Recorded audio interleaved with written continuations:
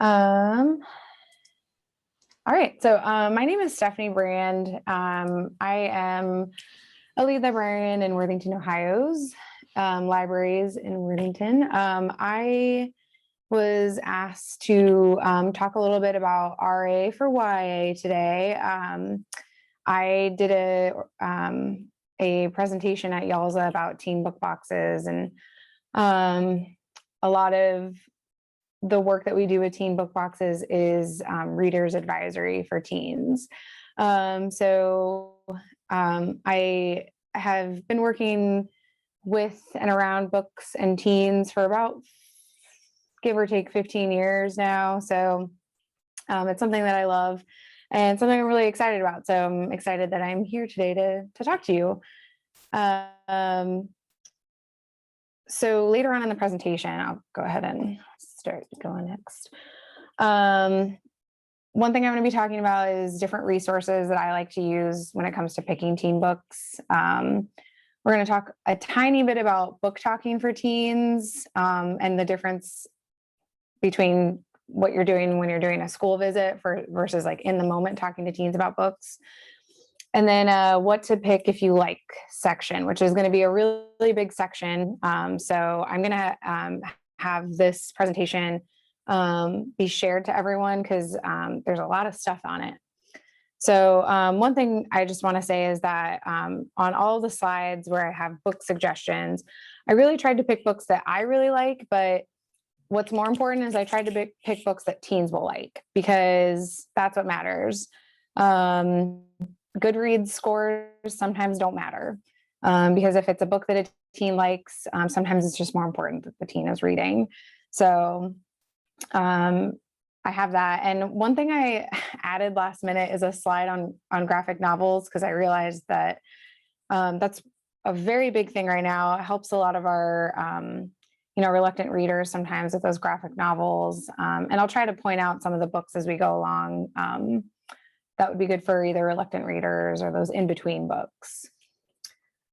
So I also apologize in the beginning of this. I love a good book pun.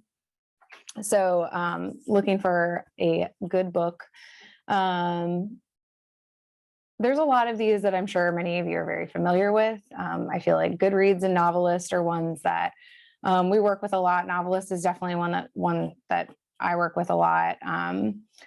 And my biggest thing that I always tell people is that the best way to learn what people are reading and how, what's good and how to determine, what you suggest to people is by having a group of people that you talk to. So that means your coworkers or your friends. I am friends with many of my coworkers on Goodreads. It's a great way to connect, and it's a great way to kind of see what everybody is reading. So I use Goodreads a lot. I love it. So I definitely suggest that if you don't have a Goodreads, you should definitely make a Goodreads account. It's fairly easy to do, and you can add friends. I actually put my information on there. So if you feel like adding a friend, please go ahead and add me. I love talking about books and putting what I read on there. Another big resource I feel like is Brightly and Epic Reads and Book Riot. They're sort of in this like contingent of resources that they're really big, but they to me, they're really great resources for teens as well. Their websites are pretty easy to use. They're really fun. Book Riot always has, I'm just going to click over here. Book Riot always has, if it logs on, really fun, catchy things on it. So 6 of the best new dark academia YA books, new YA books that share DNA with classic books. Like, it's so great. And it, I will just click my way through Book Riot. It is a very fun resource. If you're not familiar with StoryGraph, I have a link here. You can't really see much unless you log into it, but the story graph is a new resource, and it's sort of like Goodreads, without being connected to Amazon. So I know some people are trying to get away from Amazon a little bit. So the story graph is a great way you can connect with people, you can read reviews, it'll give you book suggestions. It's still sort of in the beginning phases, so it's a little clunky, but it is a really great way to look at books. One of my favorite resources on here is called Rich in Color. It is a website run by a group of people that all they do is review diverse YA books. A lot of them are new releases, and like probably 90% are new releases. And I love it because it really gets me to see, okay, what books should I be on the lookout for? Some of these books are on a couple of my lists. So it's great. Another thing that I really love about this is they have a blog roll on the bottom right for different things. And so they have disability and kidlit, reading while white. They have a link to We Need Diverse Books. It is a great resource. I have this pinned on my info tools work computer. I absolutely love it. It's so fun to go through. Some of you might know about Common Sense Media too. Common Sense Media, there's a love-hate relationship with Common Sense Media. For me personally, I really like looking at Common Sense Media because it gives a pretty good indication of age range. And if I have readers who are trying to look for books that don't have some of the sensitive topics, or they don't want a lot of violence, or some of the sexual parts that happen in books, like Common Sense Media is really good for that. I think people sometimes try to use it for parents and trying to censor books a little bit. So I don't love it in that sense, but I do love it as a great resource for trying to, find it for age range and things like that. I talked a little about getting your coworkers. I will just I'll walk around bookstores and take pictures of new books and see what their displays look like, see what's on their displays. That is a great way to do it. And I'm going to say it, TikTok.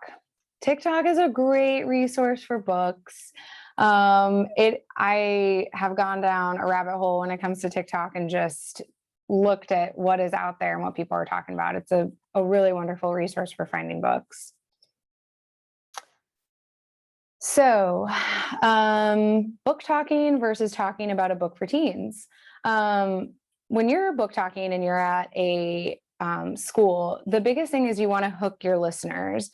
You want to tell them about these books in an exciting way, in a suspenseful way. Sometimes you'll read passages within the book, but most of the time you're talking about the book itself. And in the best case scenario, the teens will be so interested in what teens or kids. I mean, it's the same for when you're book talking for kids too. The teen or kid will want to grab that book because they want to know what happens. So the biggest thing about book talking is to remember to do your own thing, be your own person. Everyone has a distinct style when it comes to book talking. So make it fun for you as well. Talk about a book that you've read. I know when I'm talking in the moment with teens, it's sometimes about books that I haven't read before, which is a little bit easier to do. But if I'm book talking a book, I usually want to make sure that I am book talking a book that I have read. I'm going to know it better. I'm going to be able to answer questions, things like that. And you don't want to tell the ending. You got to be careful about telling the ending. I put this in here, teens can sense lies, because it is true. Like, they have a meter and they can tell when you're like not really into a book. So make sure you're talking a book that you like, you're comfortable with, and you're excited about, because they'll be able to tell if you're not excited about a book. Show the book, make sure you're showing them the cover, and customize what you're talking about to who you're talking to. If you're talking to younger kids, they sometimes funny jokes and things like that about talking about books. Just make sure that whatever you're talking about, you're doing it to your audience. I have a couple of resources here for book talking tips. So the ppled.org has really great book talking tips. And then Yalza also has a whole section on book talking. A great way to learn how to book talk is I watch YouTube videos and we'll find ways that people talk about books. And so that link right there, the blog FeedSpot, is a list of great people who book talk on YouTube. I really love it. It's a great resource. So feel free to go through that, and you can find a lot of great people that you could start watching on YouTube. So when we're talking about a book in the moment, though, we want to kind of do what we're doing with book talking, but you want to do it very quick. You want it to be concise. You want to be really excited about it. And you want to, because sometimes they're coming in, they want a suggestion really quick, and then they want to go. So sometimes you got to be you can't be sitting there talking about a book for a half hour. You could, but you don't really want to. A big thing too is just handing them the book, being like, this book is great, hand it to them. And once they feel it and see it, there's something tactile about that. When you're talking about books with kids and you're trying to figure out what they want to read, that open-ended questions, you want to make sure you're asking open-ended questions. I catch myself sometimes saying, well, do you like sci-fi? Do you like realistic fiction? And more often than not, I get kids who are like, well, yeah. And instead of doing that, I want to ask, what do you like to read? What was the last book that you read? And what did you like about it? I get so many great answers when I ask, well, what did you like about The Fault in Our Stars? I initially think, when kids say that they like The Fault in Their Stars, there's this, for some reason right now, I'm getting a bunch of teens that are coming in and they just want sad books. So my initial thought is, oh, sad books. The other day I said, well, what did you like about Fault in Our Stars? And the teen said, oh, well, I just really loved the relationship between the two main characters. And how it grew and how they got close. I'm like, oh, well, that's very different than, wanting a sad book.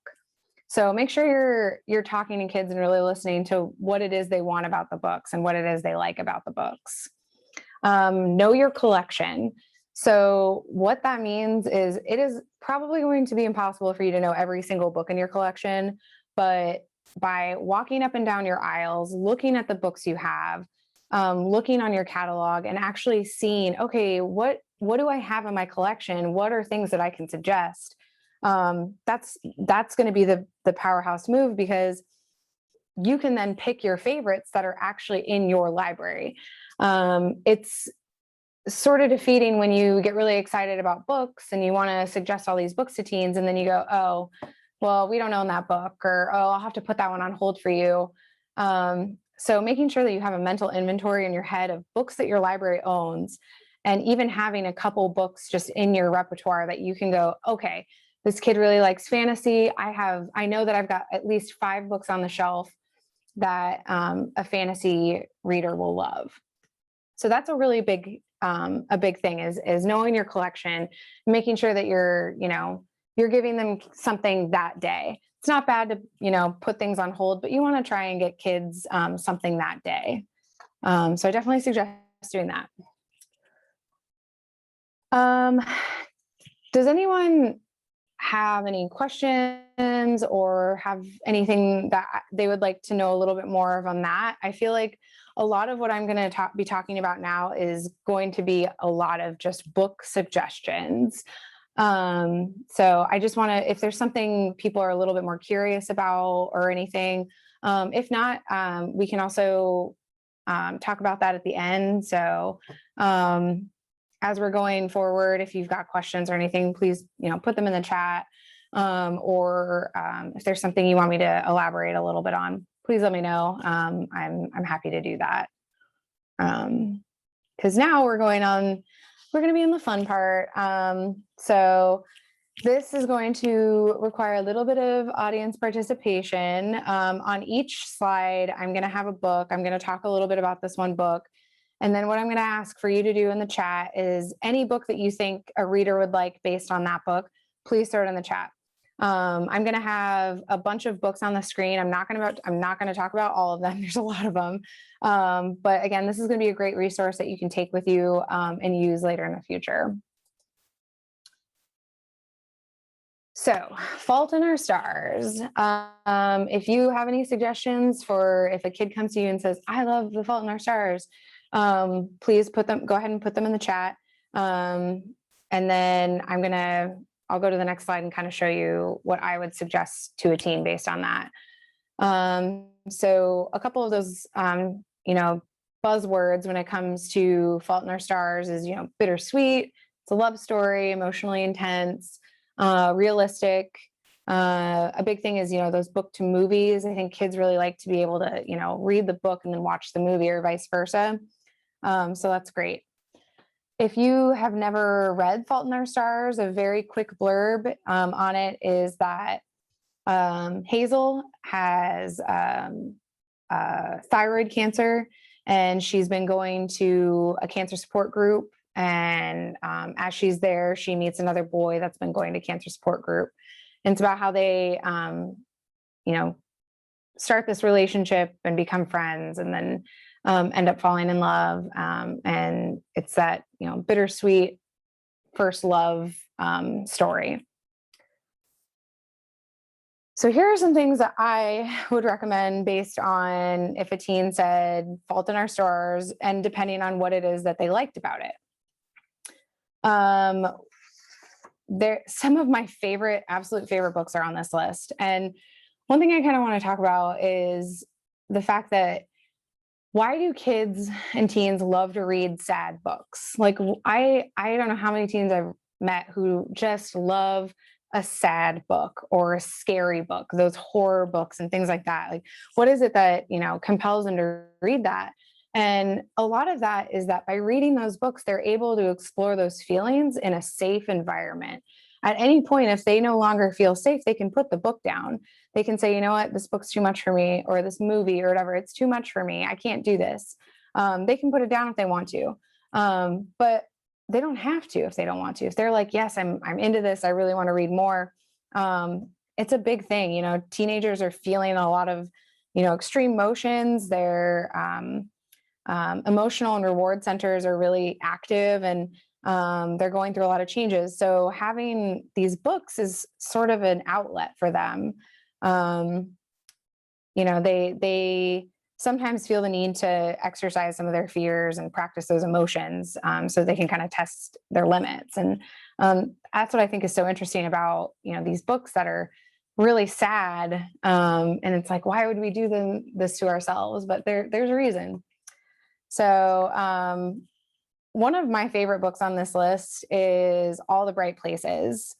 Two characters, Theodore Finch and Violet, they meet on a bell tower at their school, where it looks like Violet is about to jump off the bell tower. So instead, Theodore is sort of talking to her, and he gets her to step down. And then later on, they end up being paired in class to work on this assignment together.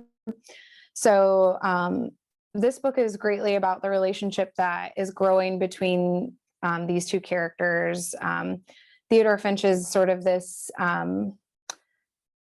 bad boy in a way. He gets into a lot of fights, and he's sort of known for that. And Violet, her sister, had died in a car crash a year earlier. And so she's dealing with these thoughts of grief and anger and resentment of this. And so I read this book, and I was, in the fetal position crying, because it's just so beautiful and so good. So yeah, those are great. I'm seeing a couple 5 Feet Apart, everything, things we know by heart, We're Okay, Eleanor and Park. Those are all excellent books too. Eleanor and Park was one that I was thinking of too when I was doing this slideshow. Another book on this list that I really love is Deadline by Chris Crutcher. There's a senior, Ben. He finds out that he's diagnosed with a rare, incurable form of leukemia. And so because he is 18, he has a legal right to keep this news to himself and not have to tell his family. So with only his doctor and his therapist knowing, he decides that he's going to live the best life he can until he can't anymore. And so he goes out for football. He asks his crush out. He does all of these things that he was too scared to do before.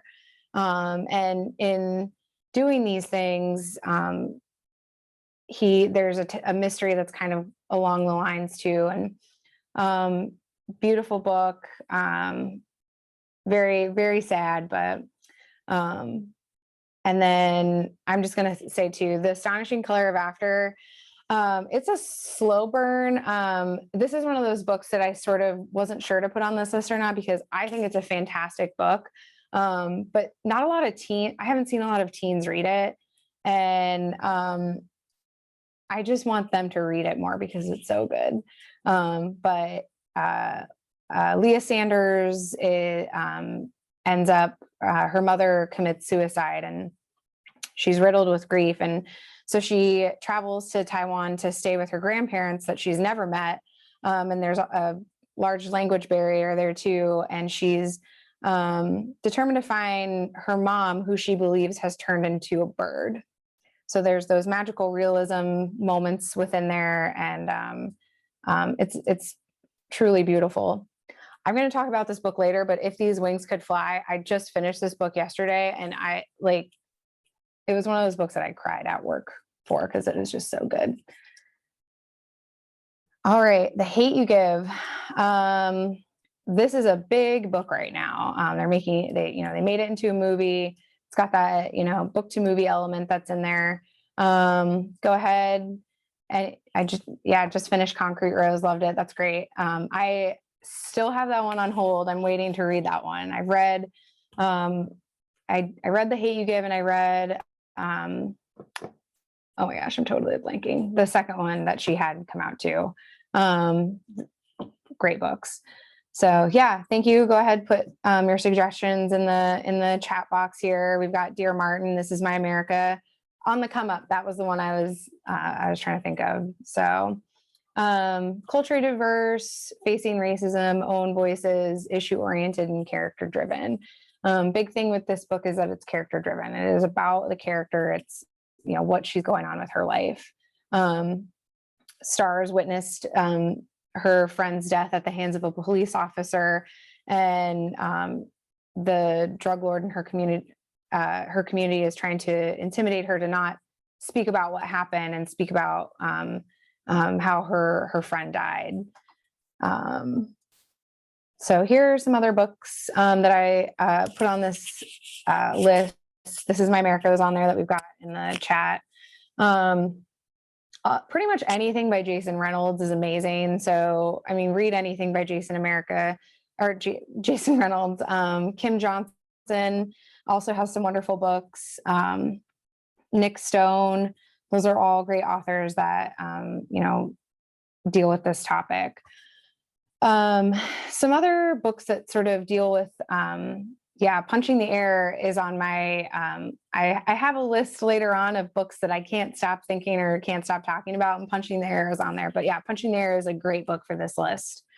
We Are Not From Here by Jenny Torres Sanchez. This book is about 3 kids who are living in, I want to say Guatemala, and I'm going to double check that on my list here.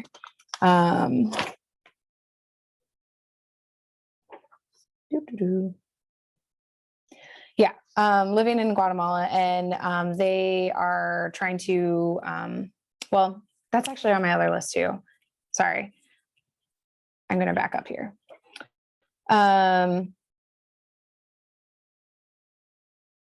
Hearts Unbroken. We'll talk about Hearts Unbroken really quick.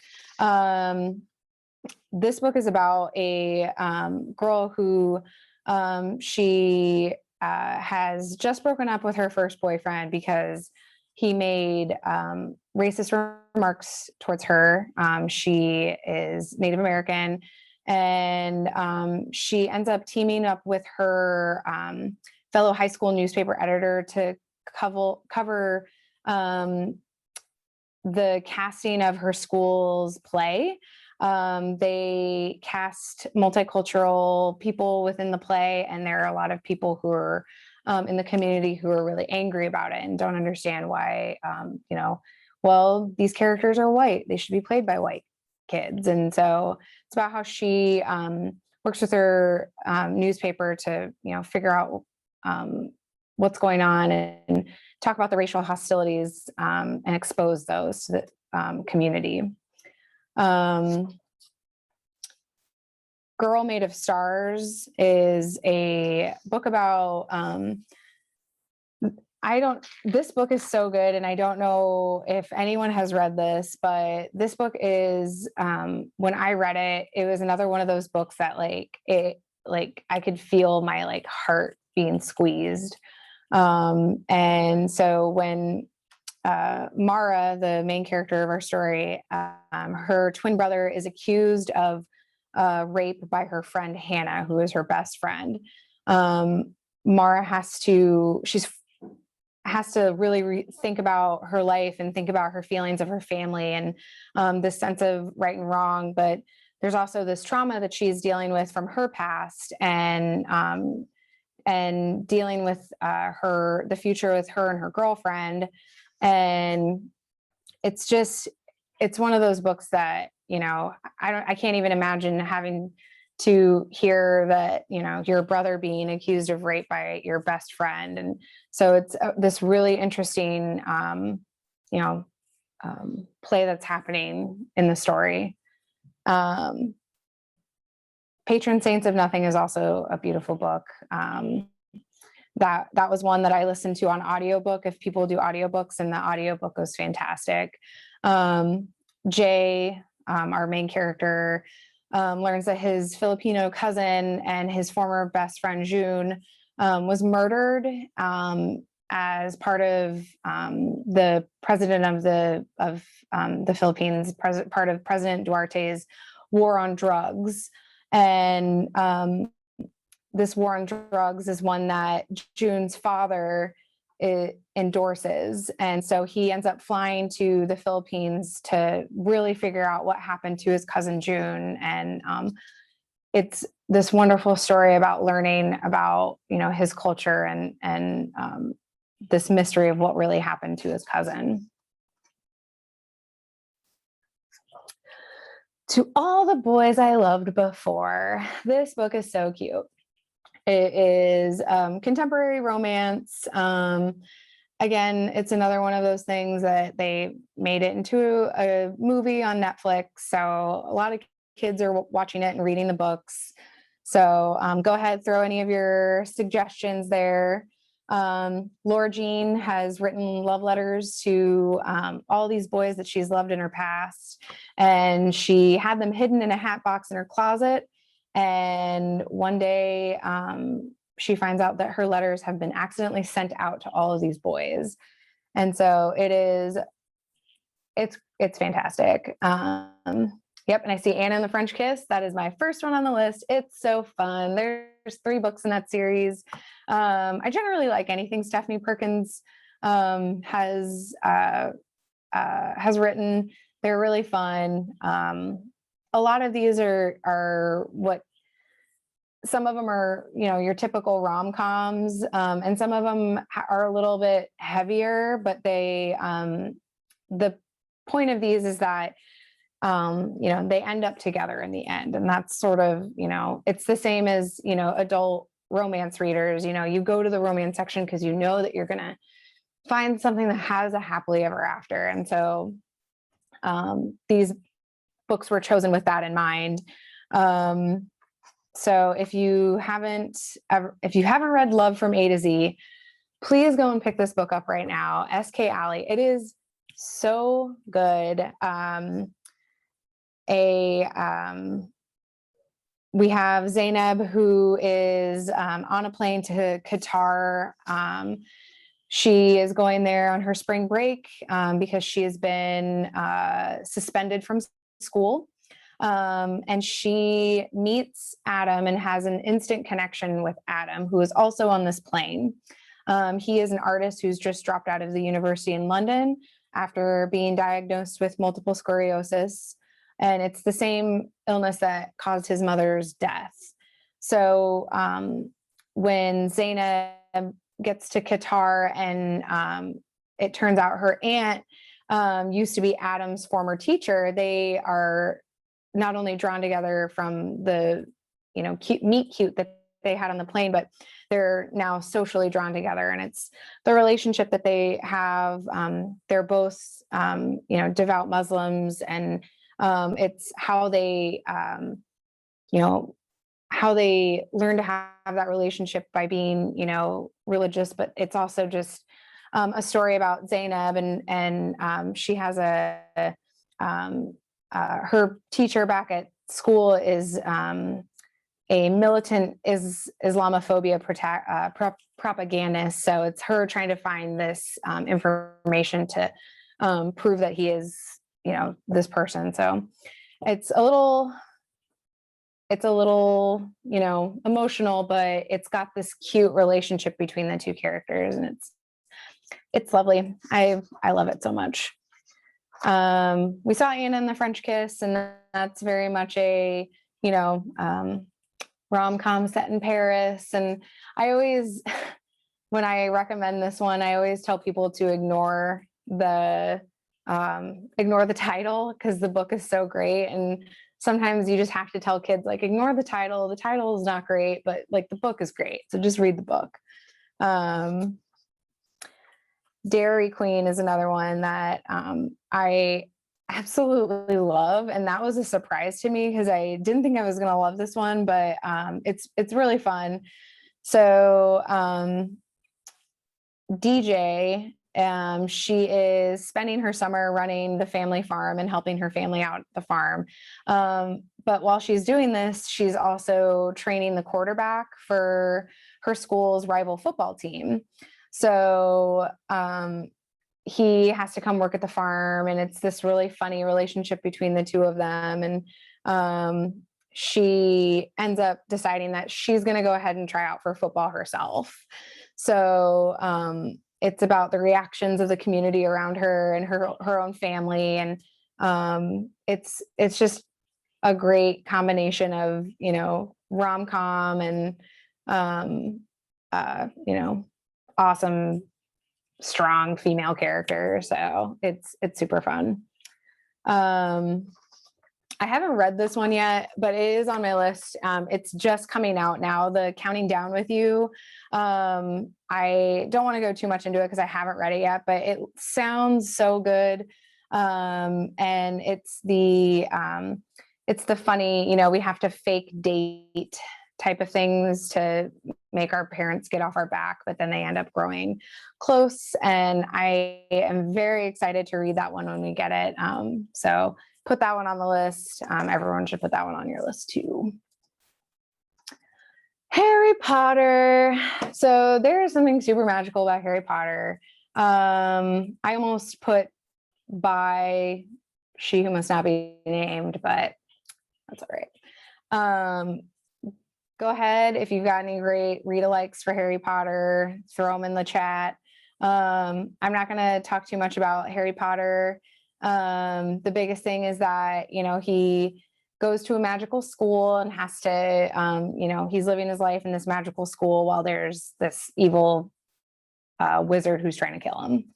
That is like the most abbreviated version of these stories, but they're really popular. And even though the first 4 of these books are kids' books, the rest of them are really for teens. So, and not only that, but I think, especially younger kids, once they start reading in the teen age levels, they love these books. And so what can we suggest? And I'm seeing a couple on here. We've got The Alchemist. The Alchemist is also a great in-between read for those readers who are not quite old enough to be reading really, really, really like old teen books, but like there's not a lot of bad stuff in it. So it's great. We got a Cottawitch. Cottawitch is on my list there. It's fantastic. I also threw in a couple adult books into this list that that could be considered teen books. Those books are A Darker Shade of Magic and A Deadly Education. They're fantastic books that I think teens would like as well. A Darker Shade of Magic is about Kel, who has this gift of being able to travel from these different versions of London. There's 3 different versions that live in this parallel universe. And his job is to carry correspondence between the rulers of these 3 realms. And so the other thing that he does, though, is that he ends up smuggling artifacts from one London to another. And one of these times that he's trying to smuggle some artifacts goes wrong. And so he is on the run, and he ends up meeting this clever thief named Delilah, who doesn't have any magical powers, but she's got street smarts, and she's really awesome. And it's how they sort of work together to try and make the world right again. It's so fun. If you haven't read them and you like fantasy, like, read it.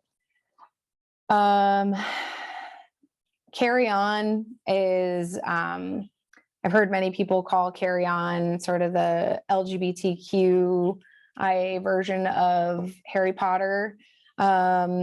It's, we have Simon Snow, and it's his last year at the Watford School of Magic, and it's just not going the way he thought it was supposed to go. His magic is becoming unstable, it's unpredictable, and that's not great for the world, because there's this infamous bad guy that's trying to go after him. So his girlfriend is distant, and he's afraid he's gonna, lose touch with his best friend. But what's weird is he's also having these feelings for his roommate, who is a boy. And so he's trying to figure out what's going on with his roommate, and it's really fun. I think someone said it's sort of like Fangirl meets Harry Potter, which is like very much what it is. I think I've read almost every book on this list. They're all fantastic. Evil Genius is not so much magic as it is like this very smart kid who is going to school for evil geniuses. And so that's more on the scale of like a younger reads, but it's great. And you also get to some of the like higher fantasy, which is like Sabriel. It's more of a higher fantasy read. Half-Blood and Vampire Academy are more of the, they're magical schools. Those are going to be more for your older teens. There's definitely some more adult themes in those books, but it's that idea of the magical academies that I think kids really get excited about, because it's like, I'm stuck at my school doing math, and wouldn't it be so fun to go to Hogwarts and learn magic? Like, that sounds great. So I think that's the appeal of these books. For Simon versus the Homo Sapiens Agenda, I basically did this one because at first I wasn't sure if I wanted to do one slide that was just, YA romance in general, that had, LGBTQ themes and regular YA. And I was talking to different coworkers, and I did this because I think we have a lot of teens that come in and they want just LGBTQIA romance. That's what they want. So I picked a bunch of ones here that I think are fantastic. I see You Should See Me in a Crown is on the list here. I've got it on here. Let's Talk About Love is great. Some of these are a little for younger too. The One Man Guy is for younger readers. I recently finished The Music of What Happens, and let me tell you, The Music of What Happens is so freaking good. It is so good. I've read a couple. If I Was Your Girl is great. If I just saw that on the thing, but The Music of What Happens is about Jordan, who is this skinny emo kid who sits in the back of this other boy's math class, Max. And they end up meeting in person one day when Jordan is working on the food truck with his mom, and Max comes up and witnesses his mom having sort of a meltdown. And so Max offers to help Jordan out with the food truck. And Max is this more baseball jock type. And so they're very much on like these different, spectrums of what you would consider masculinity. And they end up working together. And at first, Jordan is very uneasy around Max, and they're sort of uneasy around each other, but they end up coming out to each other and talking about that. And their relationship grows over the summer, and it was just one of those books that like felt really realistic. It felt like this is how I want romance to go. There wasn't a lot of like drama between the two of them so much as there's like different dramas happening in both of their lives. And it was truly, truly beautiful. If you've not read it, please do. I loved it.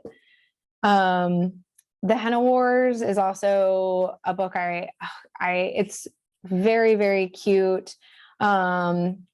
It's about these two girls who they are, the one girl is Bengali Irish named Nishat, and she has, right in the beginning of the book, she's come out to her parents that she is a lesbian, and her parents think that, well, she's chosen this lifestyle and they really want her to be straight, but she just knows that she can't. And she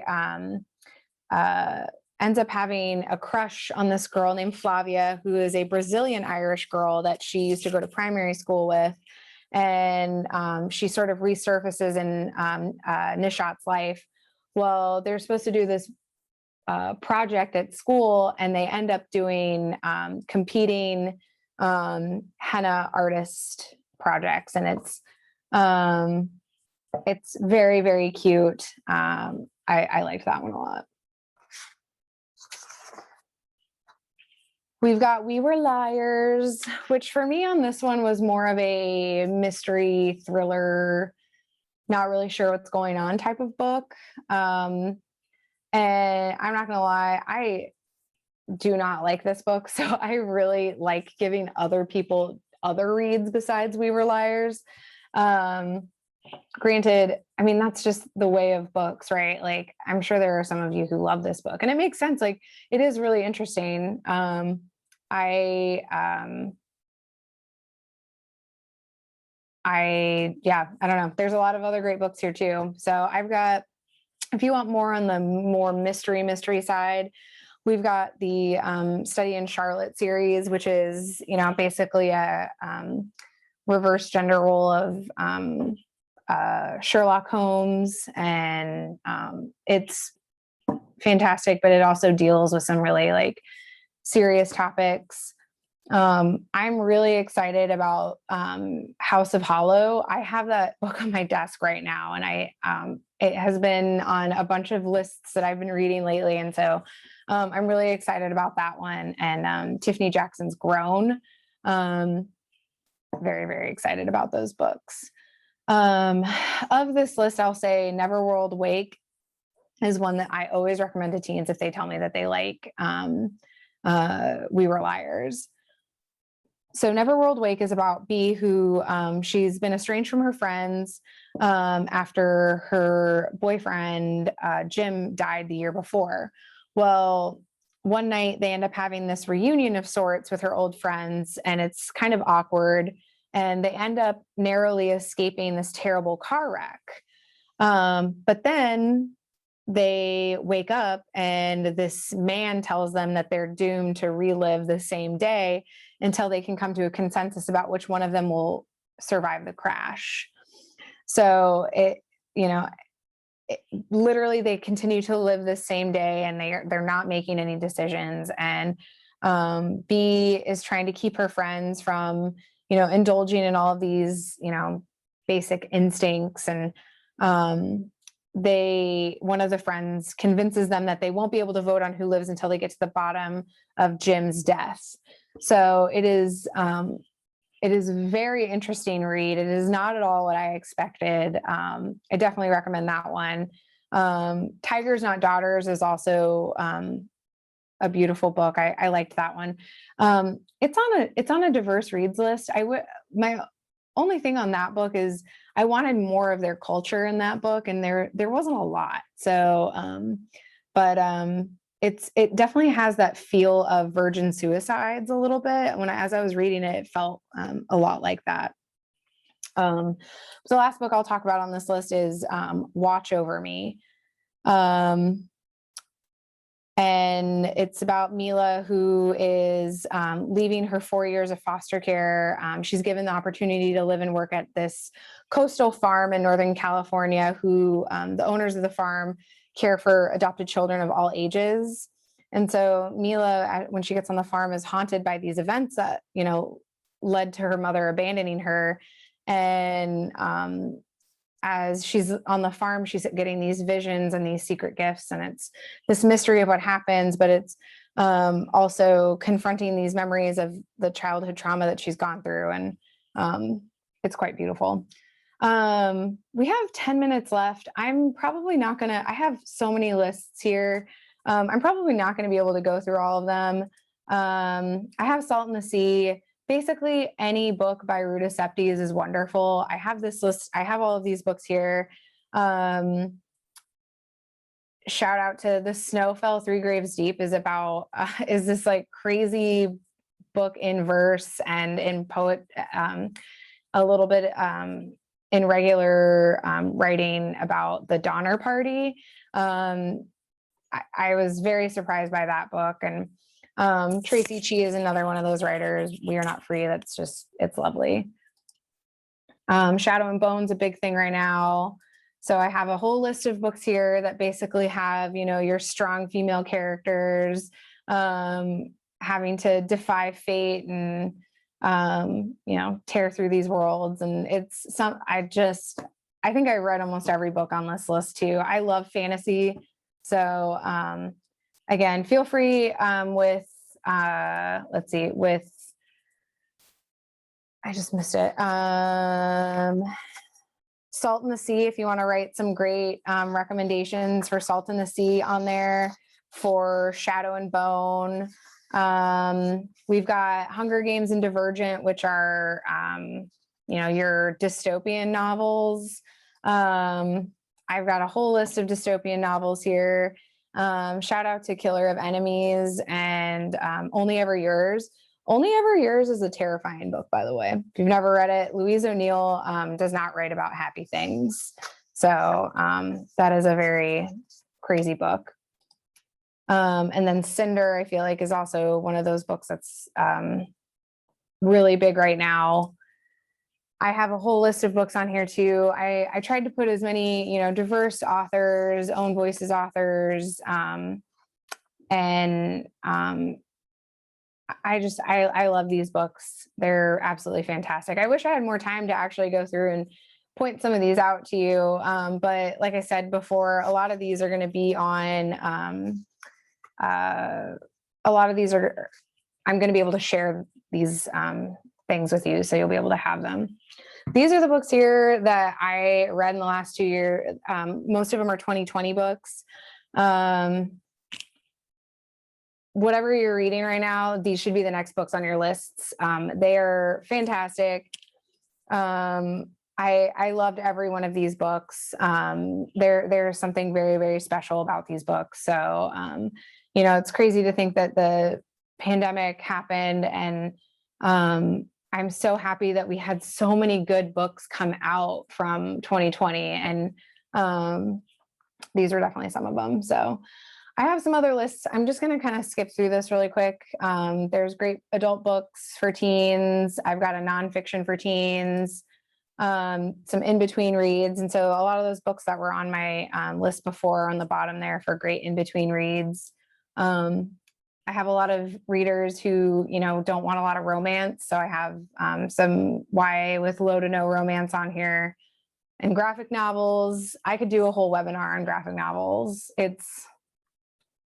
It's crazy. So I know I threw a lot of information very quickly. Humor and funny books. That's great. So let's see here. I'm going to write that down actually, because I think that's a great one. We get a lot of teens who want humor and funny. Let's see. A lot of the humor and funny that you're going to find, we're probably going to be on the list for To All the Boys I Loved Before. There's quite a few of those books on there. Field Guide to North American Teenager. Yes, that's a great book. And then there's another one that I'm thinking of and I can't remember what it was. Camp is pretty good too. So going to receive the books listed here. Yes. I had written, yeah, you're going to have these. So don't worry about writing any of these down. I'm going to make sure. And that's why I actually had a lot of you write in the chat too, because anything in the chat, I'm going to make sure that I add to the slides so that you can have those other suggestions as well. There's so much with YA and teen. It's crazy. When people put YA as its own genre, like it's not even its own genre, it's its own world. So yeah, I will. I wrote down a note for humor and funny. So what I'll do is before I share these slides, I'll make sure I can make a slide specific to humor and funny. Is there any other topics that you'd be interested in seeing? I can throw them on there. My graphic novels one was definitely a rushed job because graphic novels in and of itself, there's so many different topics and things that teens love that I kind of I put my favorite ones on there. So I'm going to go ahead and stop sharing. Please, this is my information up here. If you have any questions, if you want specific genres, if you want specific tips, if you want me to come back and talk about something else, I feel like, I spent a lot of time giving you guys suggestions, but if you want to have more discussion based, I'm happy to set up a time. We can do that. Yeah. I'm going to go ahead and stop share real quick.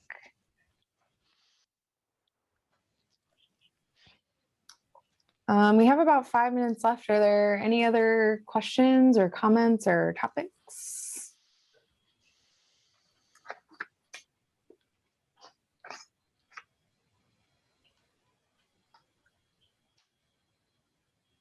Realistic fiction for middle grade boys that aren't just survival books would be awesome.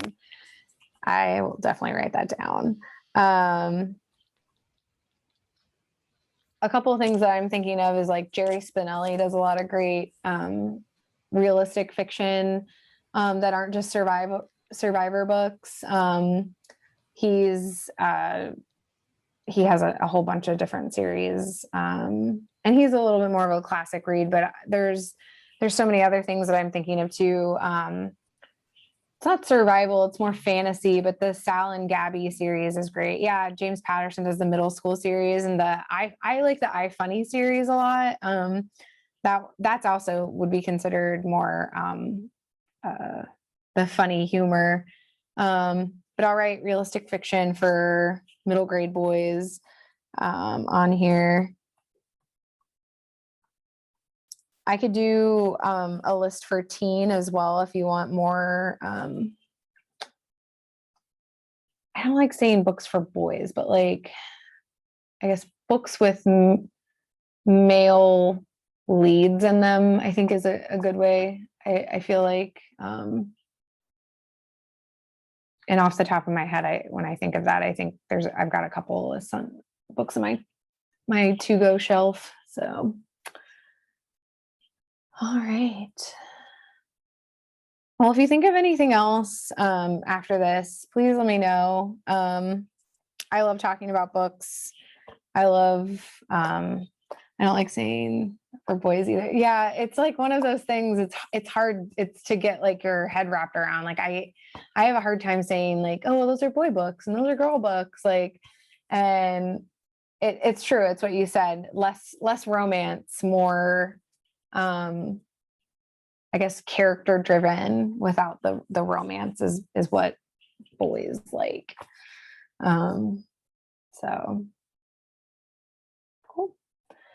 Well, there's not much else. I am going to make sure that I add a couple things on my PowerPoint for humor and funny, and I'll get some realistic fiction on there for middle grade. And yeah, I'm glad that I could come on here and give you all the books ever. And hopefully it's helpful in the future. That's the biggest thing. I'm glad that it was very helpful. That makes me happy. I spent a lot of time making these slides, and as I was doing it, I was like, is this going to be too much? And I was like, even if it is, they can go back and reference it later. It's fine. Yeah. Awesome. Thank you. Yes. Yeah. I don't see any more questions coming in, Yeah. so I'll go ahead and stop the recording.